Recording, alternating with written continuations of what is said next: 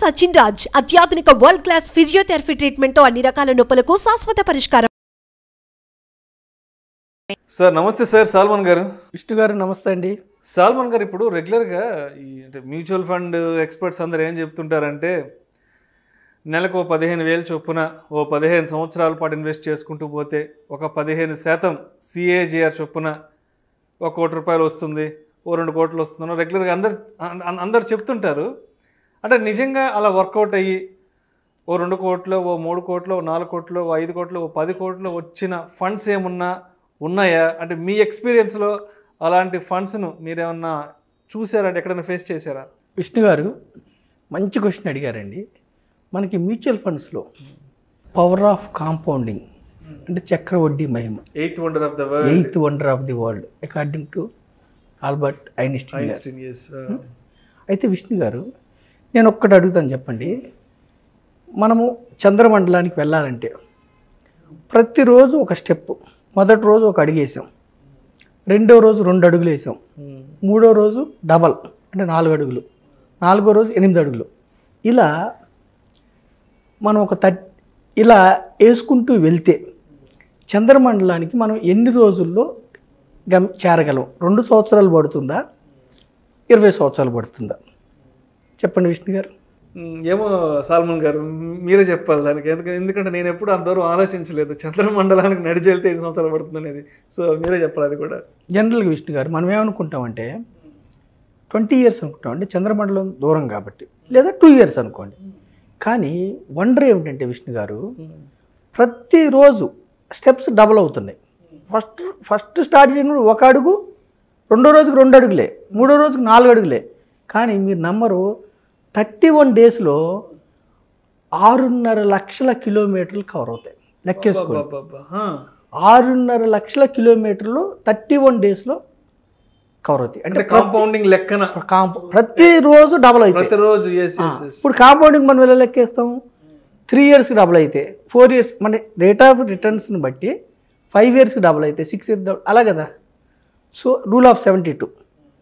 So 31 డేస్లోనే మనం 6.5 లక్షల కిలోమీటర్లు చంద్రమండలాన్ని చేరుకోగలం. అది పవర్ ఆఫ్ కాంపౌండ్.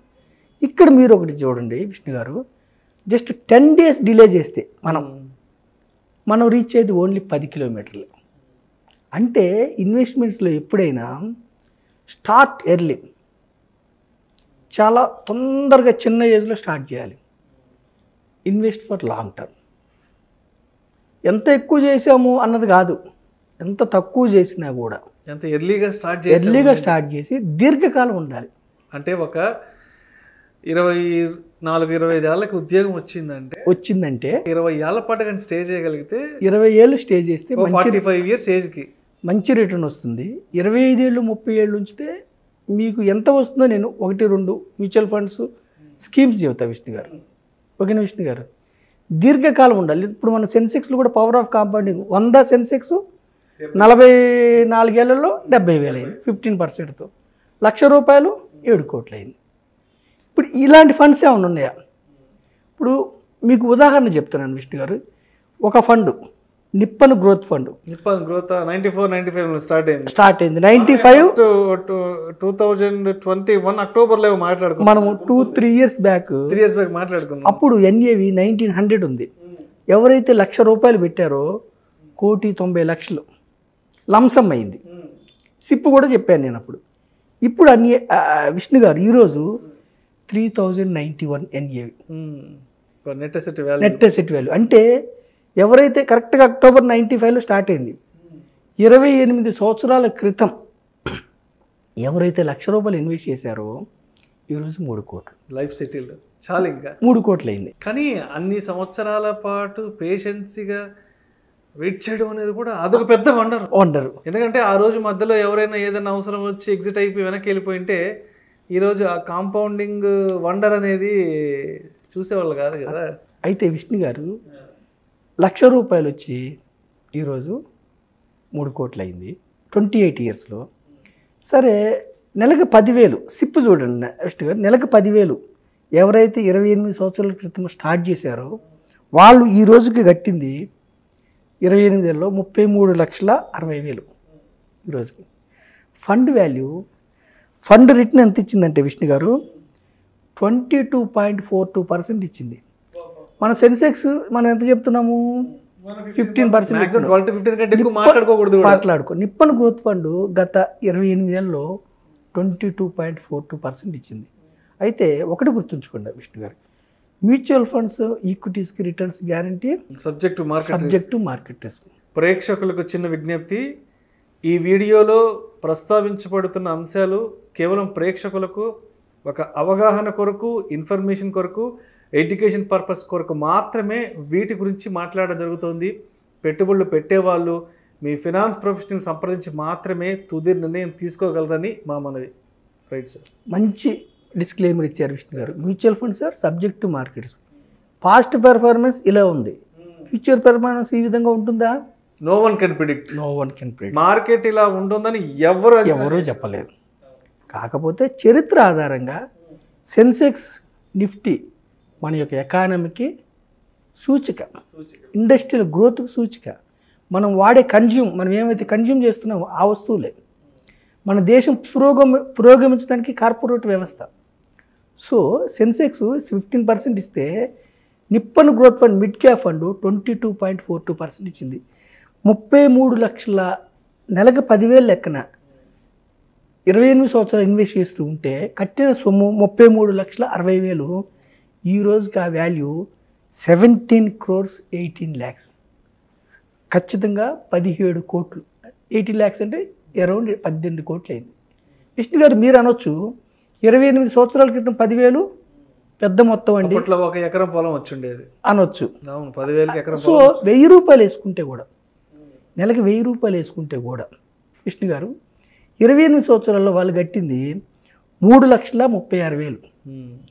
అది ఈరోజు 1,71,00,000. నెలకి 1,000 రూపాయలతో 3 లక్షలు, 1,71,00,000 28 ఏళ్ళు అయింది. Is it good return or bad return? ఒక సామాన్య మానవుడు కోటీశ్వరు రావడానికి అవకాశం ఉందా లేదా? నేనేమంటానంటే ఈక్విటీస్లో F&O ట్రేడింగ్, ఇంట్రాడే నాలెడ్జ్ ఉంటే వెళ్ళండి, మీ ఇష్టం, రిస్క్ ఉంటుంది. నాలెడ్జ్ లేకుండా హాయిగా కూర్చొని నెలకి 100 రూపాయలు, 500, 1,000 రూపాయలు ఒక సామాన్య మానవుడు కూడా ఒక లార్జ్ క్యాప్ ఫండ్ తీసుకుంటే, ఇండియాలో ఉన్న లార్జ్ క్యాప్ అంటే టాప్ 100 కంపెనీస్, ఇండియాలో ఉన్న టాప్ 100 కంపెనీస్లోంచి ఒక 30 to 40 కంపెనీస్ని ఫండ్ మేనేజర్ పిక్ చేసుకొని ఆ కంపెనీస్లో ఇన్వెస్ట్ చేస్తారు. ఇన్వెస్ట్ చేయటువంటి ఏమిటి? స్టాక్స్ కొంటాం. మీరు కూడా నెలకు 500 కట్టిన వాళ్ళు కూడా part owner of the 30 to 40 companies. నెలకి 1,000 రూపాయలతో కూడా 3,36,000, 1,71,00,000 అయింది. ఇది పవర్ ఆఫ్ కాంపౌండింగే కాదా? పవర్ ఆఫ్ కాంపౌండింగ్లో 1% తేడా వస్తే కూడా జంప్ అవుతూ ఉంటుంది. కరెక్ట్గా 2 సంవత్సరాల క్రితం 1,00,000 రూపాయలు, 2 సంవత్సరాల క్రితం 1,70,00,000, 1,80,00,000, 90,00,000 అయితే మనం లంసము ఈరోజు 3 కోట్లు అయింది. 2 సంవత్సరాల్లో ఇంకొక 1,20,00,000 పెరిగింది.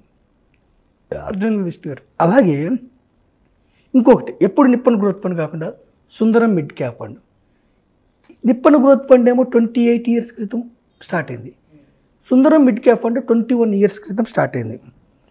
ఎప్పుడంటే విష్ణు గారు 21 years అంటే అరౌండ్ 2002. ఓకేనా విష్ణు గారు? అప్పటి నుంచి కూడా ఈ ఫండ్ 23.5% రిటర్న్స్ ఇచ్చింది. NAV ఈరోజు 1000 రీచ్ అయింది. అంటే ఎవరైతే 21 సంవత్సరాల క్రితం 1,00,000 పెట్టారో ఈరోజు 1 crore. ఓకేనా విష్ణు గారు? ఎవరైతే ఒక్కసారి NFO వచ్చినప్పుడు 1,00,000 పెట్టారో ఈరోజు NAV 1,000 రూపాయలు, అంటే 1,00,00,000 రూపాయలు 21 yearsలో. మనం 15% లెక్కేస్తే 20 ఏళ్లలో 1,00,000 వచ్చి 15% లెక్కేస్తే 15 లక్షలు 16 లక్షల దగ్గర ఆగిపోద్ది. కానీ ఇది 23.5% ఇచ్చింది. ఎప్పటికి లాగిస్తుందా చెప్పలేము. అంటే పవర్ ఆఫ్ కాంపౌండింగ్ని అర్థం చేసుకోవడానికి చెప్తున్నా నేను. 23% అంటే అరౌండ్ 3.5 yearsలో డబుల్ అవుతూ ఉంటుంది. అంటే ఇదేదో మనం రికమెండ్ చేయడం కాదు, ఏదో మోసుకొని రావడమే కాదు. కాంపౌండింగ్ ఎఫెక్ట్ అనేది ఎట్లా వర్కౌట్ అవుతుంది లాంగ్ రన్లో కాంపౌండింగ్ ఎఫెక్ట్ వల్ల రిటర్న్స్ ఎక్కువ వస్తే మళ్ళీ డబుల్ అవుతుంది. మాట్లాడుకోవడం అంతే. It's not about the product. రెండవది ఏమిటంటే ఈక్విటీస్లో ఎప్పుడైనా దీర్ఘకాలం ఉండాలి. దీర్ఘకాలం ఉంటే ఈక్విటీస్లో రిస్క్ తగ్గుతుంది. 15-20 సంవత్సరాలు ఉన్న వాళ్ళకి సెన్సెక్స్లో 0 negative returns, roll back returns. Any year start చేయండి, స్టార్ట్ చేసిన దగ్గర నుంచి 15 ఏళ్ళు ఏ ఇయర్లో ఉన్న వాళ్ళకి నెగిటివ్ రిటర్న్స్ లేవు. 20 ఇయర్స్ ఉన్న వాళ్ళకి నెగిటివ్ రిటర్న్స్ లేవు. 10 ఏళ్ళు ఉంటే ఒక్కసారి వచ్చింది. మరి ఫ్యూచర్లో కూడా 10 ఏళ్ళకి ఒకసారి వస్తుందంటే ఒకసారి రావచ్చు, 2 సార్లు రావచ్చు. ఆ టైంలో యుద్ధం వచ్చో ఇంకొకటి వచ్చో నెగిటివ్ రిటర్న్స్ రావచ్చు. ఈక్విటీస్లో ఏమిటంటే లాంగ్ రన్ ఉంటే మనకి 0 రిస్క్ ఉంది, 15% అబౌవ్ ఉంటుంది. చరిత్ర ఆధారంగా చెప్తున్నాం.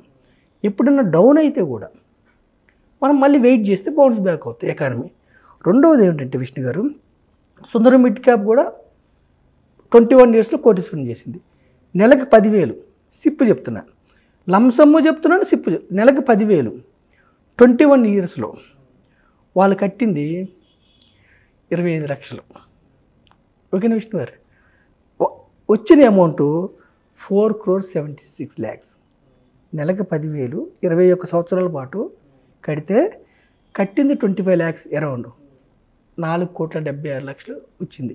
ఎంత పర్సెంటేజీ? అరౌండ్ 23.5% సిఏజిఆర్ ఇచ్చింది సుందరం మిడ్ క్యాప్.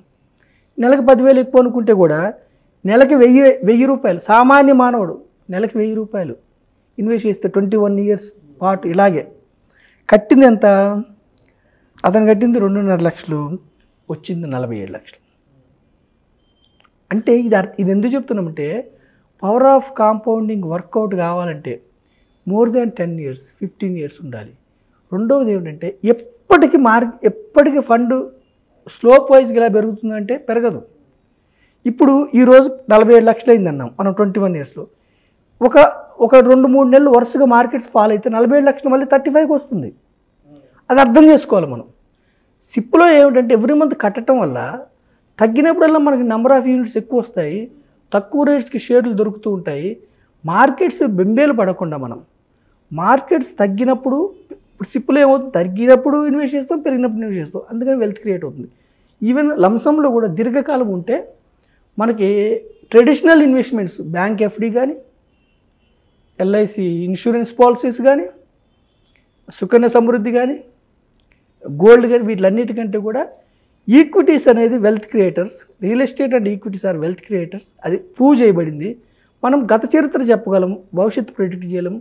సో నేను యూత్కి ఇచ్చే సందేశం ఏమిటంటే 100 రూపీస్ స్టార్ట్ చేస్తారా, 500 స్టార్ట్ చేస్తారా, 1000 స్టార్ట్ చేస్తారా, 5,000 స్టార్ట్ చేస్తారా, మీ ఇష్టం. మీ యొక్క ఇన్కమ్ను బట్టి మీరు చూజ్ చేసుకోండి. కానీ లక్ష్యం, గోల్, ఒక లక్ష్యం పెట్టుకోండి. నాకు 20 ఏళ్ళలో ఇంత డబ్బు కావాలి, 30 ఏళ్ళలో ఇంత డబ్బు.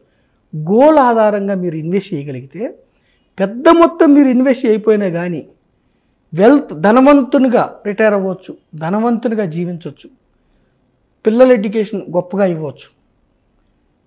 మన లివింగ్ స్టైల్ ఒక 20 ఇయర్స్ తర్వాత మారిపోవచ్చు. అంటే ఈక్విటీస్ అనేది వెల్త్ క్రియేటర్స్ అని చరిత్ర ప్రూవ్ చేసింది. ఇంతకుముందు మనం చెప్పడం లేదు. ఇప్పుడు సెన్సెక్స్ హిస్టరీ ఉంది, మనకి నిఫ్టీ హిస్టరీ ఉంది, మ్యూచువల్ ఫండ్స్ హిస్టరీ ఉంది. 2 ఫండ్సే చెప్పాను నేను, టైం ఉండలేదు కాబట్టి. అలా 20 ఇయర్స్ బ్యాక్ స్టార్ట్ అయిన చాలా ఫండ్స్ 12%, 15%, 18%, 20%, 22% కూడా ఇచ్చినాయి. చాలా ఫండ్స్ ఇచ్చినాయి. అయితే ఒకటి గుర్తుంచుకోండి, ఈ యొక్క రిటర్న్స్ అనేవి గ్యారంటీ కాదు. Mutual funds are subject to market ఒడిదుడుకులకి ఇవి లోబడి ఉంటాయి. Past performance may not sustain in future. గత చరిత్ర ఫ్యూచర్లో వస్తుందా అంటే చెప్పలేము.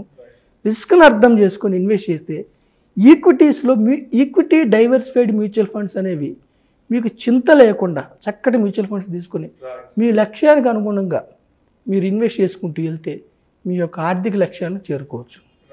అది విష్ణు గారు, power of compounding effect. Thank you so much Salman గారు.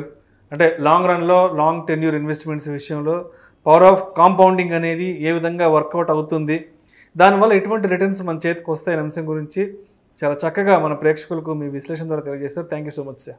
థ్యాంక్ యూ విష్ణు గారు, థ్యాంక్ యూ సో మచ్.